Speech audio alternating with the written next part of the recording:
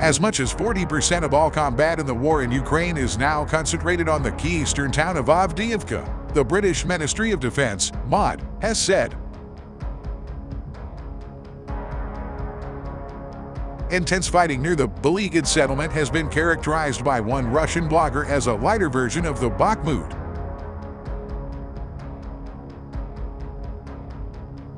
The Russian offensives have continued to be characterized by largely dismounted infantry assaults, often by Storm's units, the MOD said in its latest defense intelligence briefing. The industrial town has become a major target for the Russian army in recent months and is now surrounded to the north, east, and south. The Russian military has experienced significant losses in main battle tanks, MBTs, throughout its 21-month-long special military operation in Ukraine. Russian tank losses in Ukraine have been substantial, with thousands of tanks, including T-90M and T-90 models, reported destroyed, damaged, captured, or abandoned. Videos circulated on social media platforms have documented instances of tank destruction, adding to the visible evidence of losses.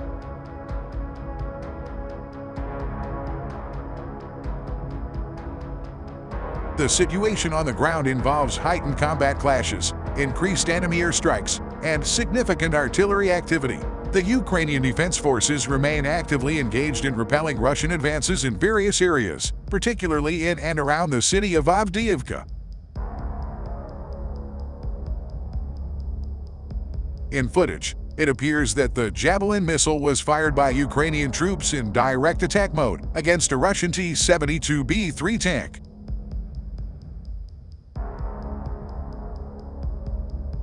Russian tanks are seen motionless in an open field. Then, the operator adjusts the missile's trajectory to ensure it hits the target. The armor was seen exploding, and as a result, smoke was seen rising into the air after being hit by a precise attack from a Javelin missile.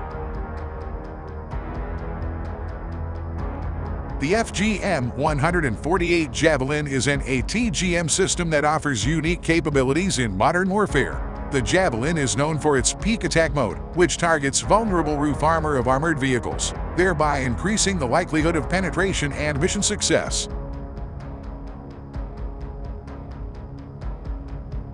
One of the advantages of Javelin is its portability and ease of use by a single operator or small team. This missile system can be fired from the shoulder and allows the operator to fire, guide, and escape quickly, contributing to its effectiveness in dynamic battlefield scenarios. Ukrainian Marines gave more insights into what the Russians were trying to do. They said that the actual tactic was to use tanks and armored personnel carriers to transport Russian soldiers as deep into KRY and KY as possible. According to this tactic, ideally, Russian soldiers should appear right behind Ukrainians in the forest.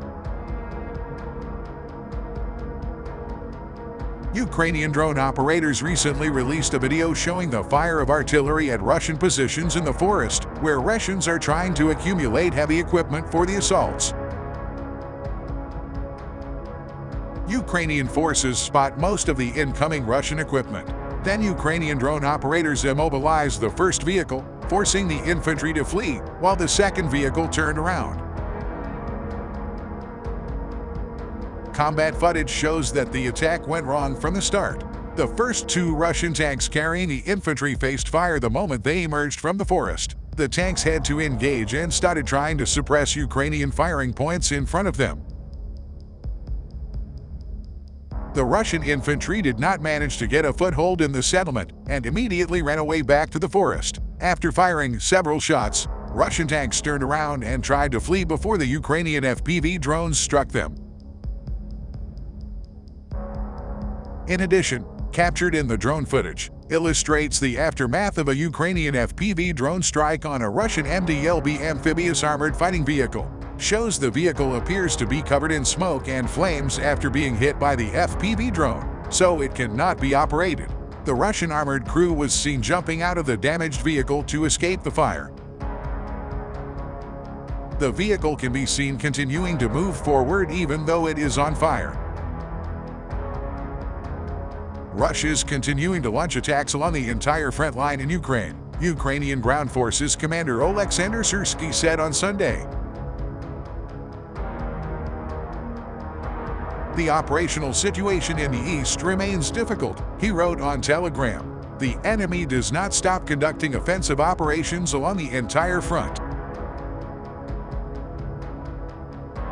Syrsky said he and other commanders on the Eastern Front Line had thoroughly analyzed the situation and considered options for further actions. We jointly made the necessary decisions and took measures to ensure the stability of our defense, preserve the lives of our soldiers, and use ammunition rationally, he wrote on Telegram. The fighting is reminiscent of the battle for another eastern city, Bakhmut, which fell to Russian forces in May after months of brutal urban combat. Russia launched a renewed bid to capture Avdiivka more than 2 months ago, and Moscow's forces have been inching forward on the flanks to try to cut supply lines. On Sunday, General Oleksandr Tarnovsky, leading Ukrainian forces on the front line between Avdiivka and Zaporizhzhia, said Moscow's troops were conducting fewer attacks in the southeast, though their air attacks were intensifying. He claimed Ukraine's army was holding the line in Avdiivka, with Russian forces relentlessly assaulting the northern Donetsk city since the beginning of autumn.